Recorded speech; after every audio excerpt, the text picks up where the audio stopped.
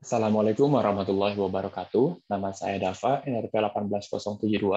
Kali ini saya akan mempresentasikan hasil literatur review yang telah saya buat dengan topik produksi radionuklida dalam kebutuhan medis untuk mata kuliah Fisika Kedokteran Nuklir. Ditemukannya penyakit baru akhir-akhir ini menjadi tuntutan dalam pengembangan teknik diagnosis dan terapi baru dalam dunia kedokteran. Hal tersebut mendukung ilmu-ilmu dalam bidang kesehatan serta ilmu pengetahuan lain untuk mengembangkan teknik perawatan dalam suatu penyakit. Teknik relatif baru yang digunakan saat ini adalah kedokteran nuklir atau KN. Seperti namanya, kedokteran nuklir menggunakan pendekatan dari senyawa-senyawa yang bersifat radionuklida atau kenukliran. Dalam beberapa kasus pasien, kedokteran nuklir menjadi teknik diagnosis dini suatu penyakit yang sangat cepat dan tepat. Contohnya, pada beberapa penyakit tumor, hiperfungsi atau hipofungsi pada kelenjar produksi hormon, kelainan aliran darah, hingga kelainan fungsi harmonik pada organ tubuh. Secara umum, kedokteran nuklir menggunakan sumber radiasi terbuka yang berasal dari inti radionuklida buatan, yang biasanya disebut dengan radioisotop, di mana radioisotop ini akan didoping dengan suatu farmaka yang sangat terkonsentrasi pada suatu organ atau fungsi tubuh hingga menghasilkan yang disebut dengan radiofarmaka. Dalam proses diagnostik, pencitraan yang digunakan dalam kedokteran nuklir biasanya disebut dengan kamera gamma, kemudian ada juga single positron emission tomography atau SPECT dan positron emission tomography, di mana citra PET atau SPECT ini akan menghasilkan citra distribusi radiofarmaka yang diinjeksikan ke dalam tubuh, di mana radiofarmaka ini diinjeksikan ke dalam tubuh dalam beberapa cara. Ada menggunakan inhale atau melalui pernafasan jika diperlukan adalah fungsi dari organ pernafasan. Kemudian ada juga dengan menggunakan oral, di mana radiofarmaka ditelan dalam menggunakan mulut. Ketika yang dicari adalah atau yang akan diamati adalah proses dari pencernaan pada suatu penyakit. Ada juga yang dilakukan dengan injeksi melalui intravaskular, yaitu menggunakan suntikan. Dalam beberapa penelitian, radionuklida yang banyak digunakan dalam kedokteran nuklir diantaranya ada iodin 131, iodin 125, iodin 90, strontium 89, ada ZR89, dan masih banyak lagi. Radionuklida yang digunakan pada kedokteran nuklir memiliki waktu paruh yang relatif singkat, di mana penggunaan radionuklidanya atau radioisotopnya bergantung pada seberapa lama proses perawatan atau diagnosis itu diperlukan. Sedangkan jenis farmaka yang digunakan itu bergantung pada fungsi organ yang akan dilakukan perawatan.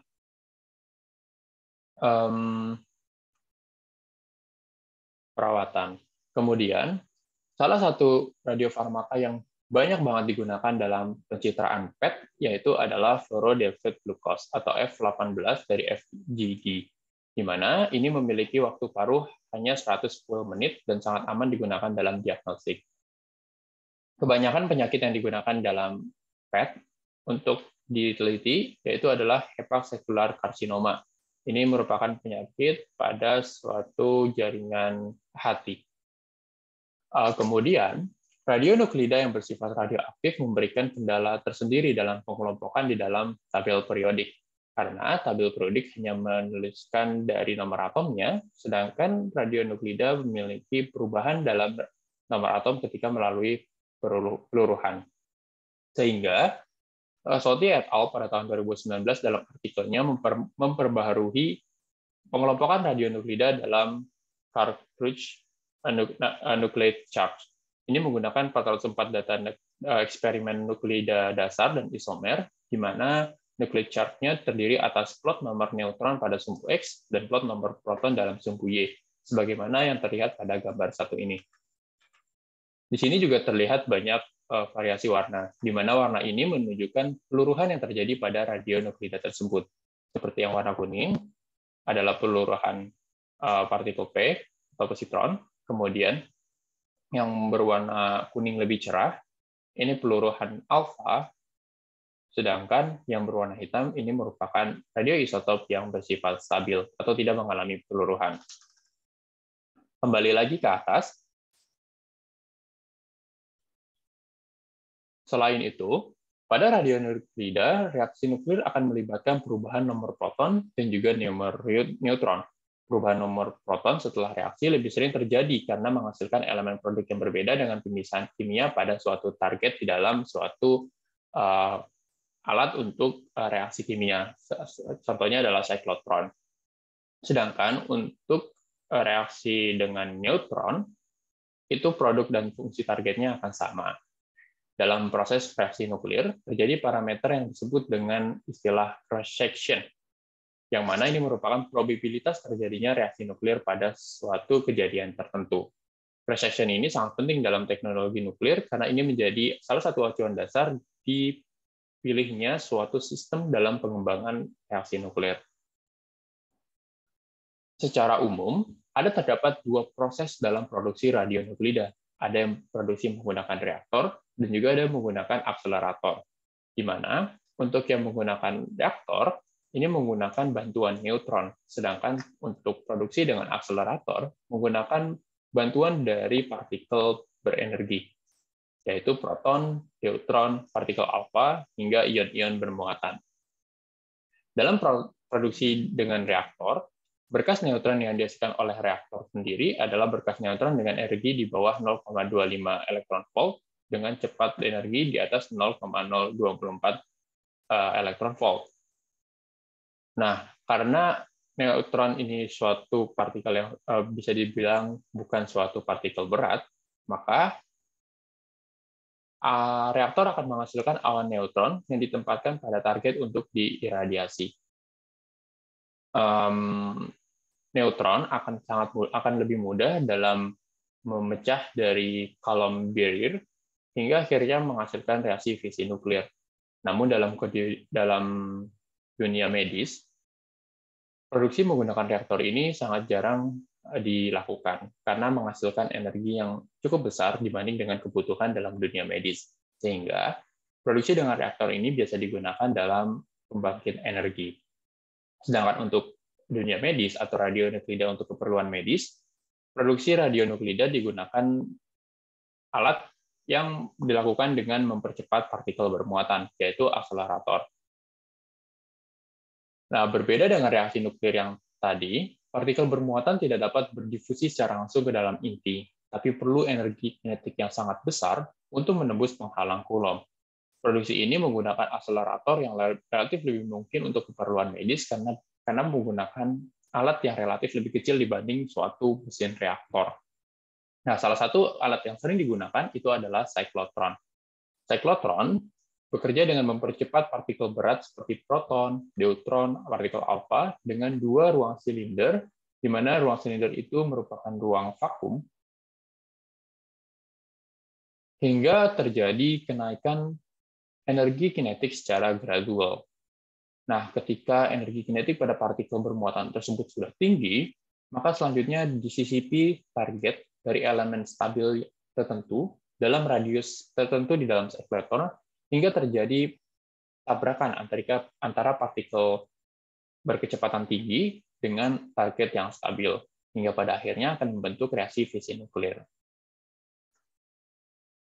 Untuk bagian kedua, di sini saya jabarkan beberapa penelitian-penelitian yang telah dilakukan terkait dengan produksi suatu radionuklida, khususnya untuk kebutuhan medis. Pertama-tama adalah produksi strontium-89 dan yttrium-90. Dalam penelitian yang dilakukan oleh Hidayat et al. Pada tahun 2019, di mana produksi strontium-89 dan yttrium-90 dilakukan menggunakan siklotron dengan reaksi nuklir 89Rb dalam peluruhan positron dan neutron, doping dengan strontium-89 atau yttrium-90.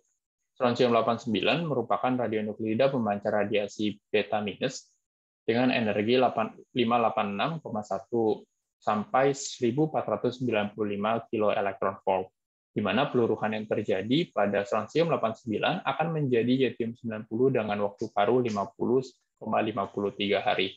Sedangkan yttrium-90 merupakan radionuklida pemancar radiasi beta dengan energi maksimum 2,28 megaelektron volt. Selanjutnya ada produksi logam tanah jarang atau IR 165 menggunakan ISEC atau Isotope Separator and Accelerator. Desir et al. Dalam penelitiannya tahun 2021 tentang potensi produksi radionuklida dengan pemisahan isotop online di fasilitas ISAC, menciptakan pengembangan baru dalam produksi radionuklida medis, di mana fasilitas yang berada di Trium MF ini merupakan fasilitas penelitian radionuklida terapeutik dan triodiagnostik yang memproduksi radioisotop untuk aplikasi medis jauh dari garis stabilitas atau yang tidak mudah diperoleh dari fasilitas biasa atau siflotaran biasa. ISAC menggunakan prinsip Isotope Separation Online atau ISOL dengan reaksi isotop dengan diproduksi dalam target dilakukan iradiasi sistem penggerak, terionisasi, kemudian dipercepat, lalu selanjutnya diekstraksi menjadi garis sinar vakum tinggi, lalu dipisahkan oleh mass over change ratio, sehingga pada logam tanah jarang dari IR 165 atau yang biasa disebut juga dengan rare earth metal, waktu paruhnya memiliki waktu paruh sebesar 10,4 jam. Kemudian akan meluruh dengan peluruhan elektron capture atau penangkapan elektron dan memancarkan Auger elektron dengan energi sebesar 5, elektron volt dan sinar X rendah, hingga radionuklida ini sangat cocok digunakan dalam terapi kedokteran nuklir. Prediksi logam tanah jarang dilakukan menggunakan reaksi induksi partikel bermuatan, di mana dari erbium alami atau AR nature diinduksi melalui reaksi AR nature positron kemudian dikali dengan neutron dalam tambahan TM165 hingga menghasilkan erbium 165, hingga akhirnya logam tanah jarang yang digunakan dalam radioisotop itu bisa terproduksi. Selanjutnya ada produksi estetin 121 atau AT211. Estetin 211 banyak digunakan sebagai pemancar partikel alfa untuk keperluan terapeutik dalam pengobatan penyakit mikroskopis. Penelitian yang telah dilakukan oleh Carford pada tahun 2017, estetin diproduksi dengan FR121 melalui dari radon 211 dengan waktu paruhnya sebesar 14,6 jam dengan peluruhan elektron capture. Produksi ini disebut dengan sistem generator radon 211 atau AT211. Hal ini karena AT diproduksi dari peluruhan radon yang menurun. Berkas ion dan isotop francium dibuat menggunakan teknik ISOL yang beroperasi di fasilitas ISAC. Singkatnya, berkas proton berenergi 480 megaelektronvolt dikirim ke target uranium karbida dengan arus 9,8 ampere untuk menghasilkan isotop dengan spalasi, lalu francium akan disebar dan isotop radium diionisasi secara efektif oleh permukaan rhenium, hingga akhirnya akan terbentuk astetin 211. Reaksinya bisa dilihat pada gambar kedua. Di sini dilihat dari radium 211, kemudian diekstraksi menjadi francium 211, kemudian terus meluruh menggunakan peluruhan elektron capture dengan energi berkurang 20% menjadi radium 211, lalu selanjutnya akan menghasilkan 73% energinya menjadi astetin 211. Dan terus meluruh hingga dalam keadaan stabil berbentuk timbium atau timbal 207. Lanjut, produksi actinium-225. Actinium-225 merupakan salah satu isotop yang digunakan dalam target alpha terapi, yaitu terapi menggunakan sinar alfa yang tertarget pada suatu organ. Karena waktu paruhnya yang sebesar 9,9 hari, hingga radionuklida ini sangat cocok digunakan untuk berkenalan dengan antibodi dan emisi 4 partikel alfa dalam rantai peluruhannya. Sumber arus AC225 terutama berasal dari pembentukan dari TH229 melalui peluruhan uranium-233, di mana uranium ini diproduksi internal menggunakan fasilitas ISAC. Lanjut, produksi yttrium-90. Nuklida yttrium-90 merupakan radioaktif yang digunakan dalam prosedur emboloterapi terestrial atau untuk mengatasi cedera hati dan radiasi eksternal. Ini digunakan karena hati merupakan organ yang sangat memiliki radiosensitivitas yang sangat tinggi, sehingga radiasi eksternal akan memiliki resiko sangat besar dalam merusak sistem di organ hati tersebut, hingga digunakan teknik kedokteran nuklir agar mendekati mungkin dari organ tersebut.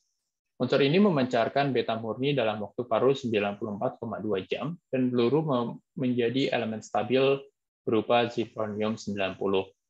Yttrium-90 diproduksi dalam peluruhan strontium-90 yang memiliki waktu paruh hampir 29 tahun dan merupakan produk fisi dari uranium.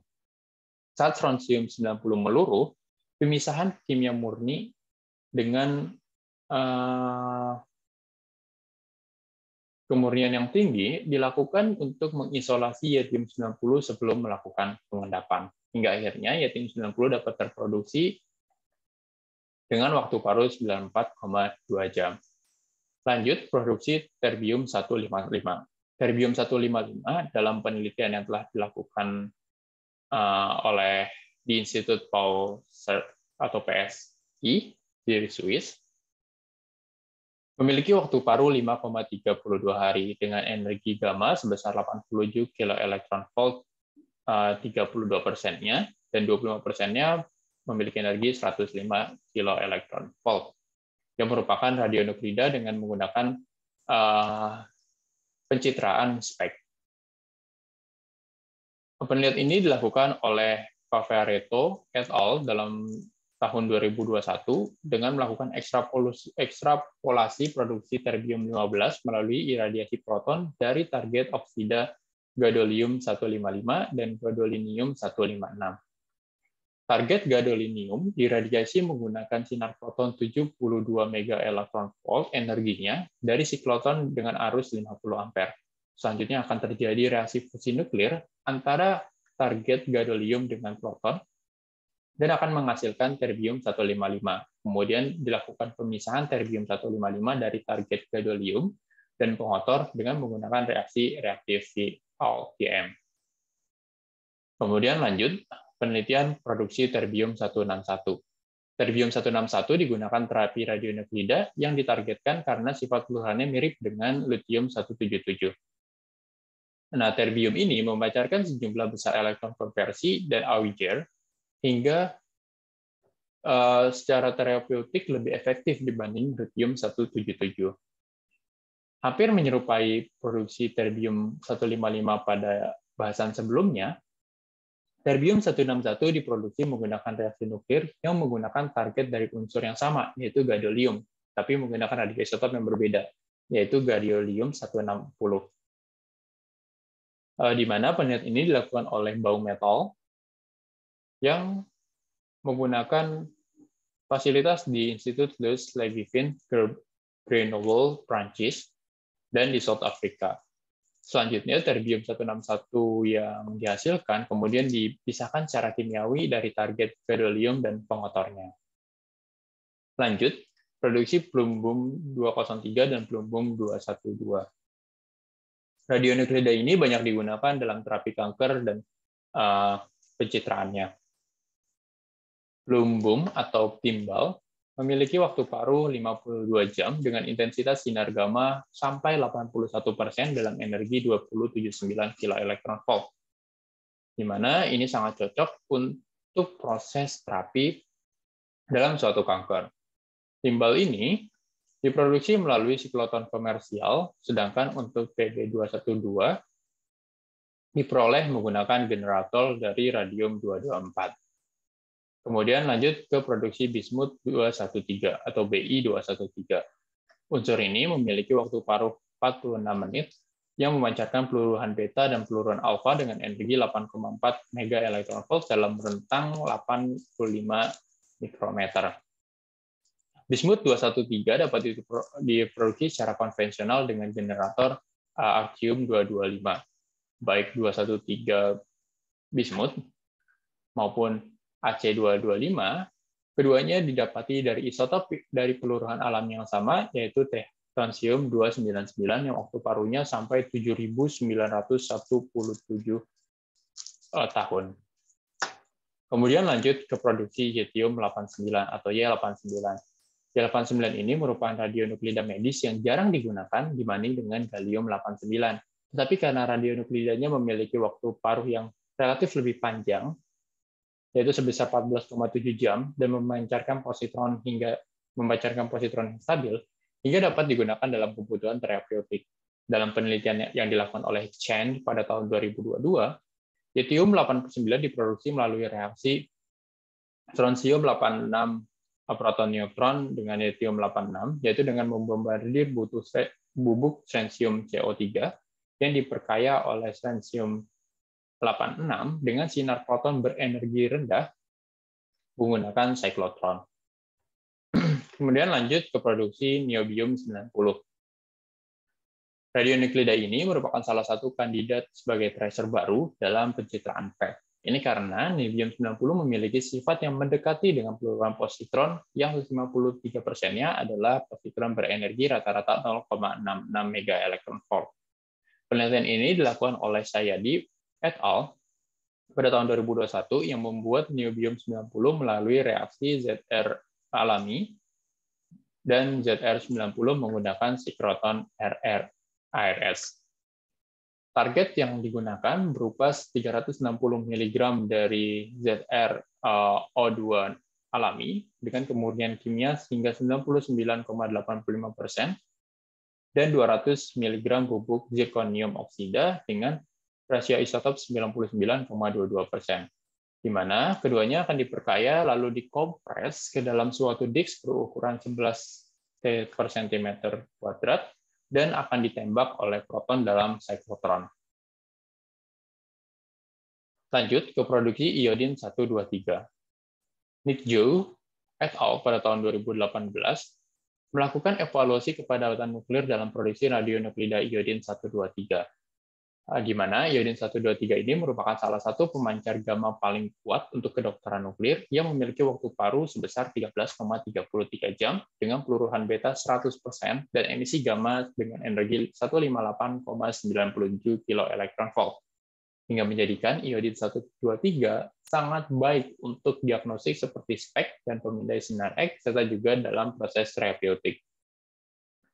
Produksi iodin 123 dapat dilakukan dengan beberapa reaksi nuklir, diantaranya dengan menggunakan sp121, menggunakan telium-122, menggunakan Te123, Te124, kemudian ada juga Xe125, dan juga iodin 127, yang semuanya dilakukan menggunakan cyclotron. Kemudian ada produksi thallium-201. Ini merupakan salah satu penelitian yang terakhir dibahas, yang mana thallium-201 merupakan salah satu radionuklida terpenting sebagai pemancar gamma berenergi 167 keV, di mana peluruhan terjadi adalah proses Election capture dengan waktu paruh sebesar 3,042 hari. Thallium diproduksi oleh proton dan neutron dengan menginduksi reaksi thallium-203 dengan diperkaya oleh timbal 201 hingga menghasilkan thallium-201, atau dengan menggunakan proton dan 3 neutron. Isotop 203 diperkaya dan dibombardir dengan thallium alami dalam sikrotron, hingga akan terbentuk thallium-201 yang dapat digunakan sebagai radionuklida.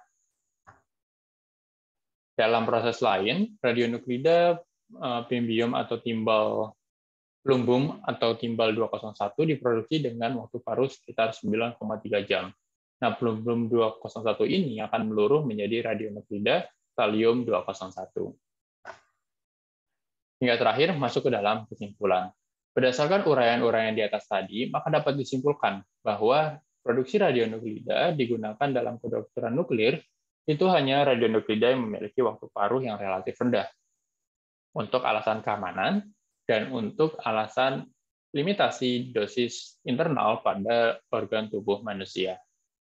Produksi radionuklida untuk keperluan medis umumnya menggunakan siklotron, karena ini selebih mungkin dilakukan di rumah sakit, karena alatnya tidak sebesar alat reaktor. Kemudian di dalam siklotron, partikel besar atau partikel berat yang bermuatan dipercepat dalam siklotron untuk meningkatkan energi kinetiknya untuk menghalang kolom dan ditembakkan pada target hingga terjadi reaksi fisi nuklir. Target yang digunakan bergantung pada jenis radionuklida yang akan dibentuk. Seperti tadi yang disebutkan pada uraian-uraian di atas, ketika radionuklidanya yang akan dibuat adalah bismut, contohnya 123, maka target yang digunakan adalah artium-225, dan sebagainya. Itu saja yang bisa saya sampaikan mengenai produksi radioisotop dalam keperluan medis untuk fisika kedokteran nuklir. Lebih kurangnya saya mohon maaf. Wassalamualaikum warahmatullahi wabarakatuh.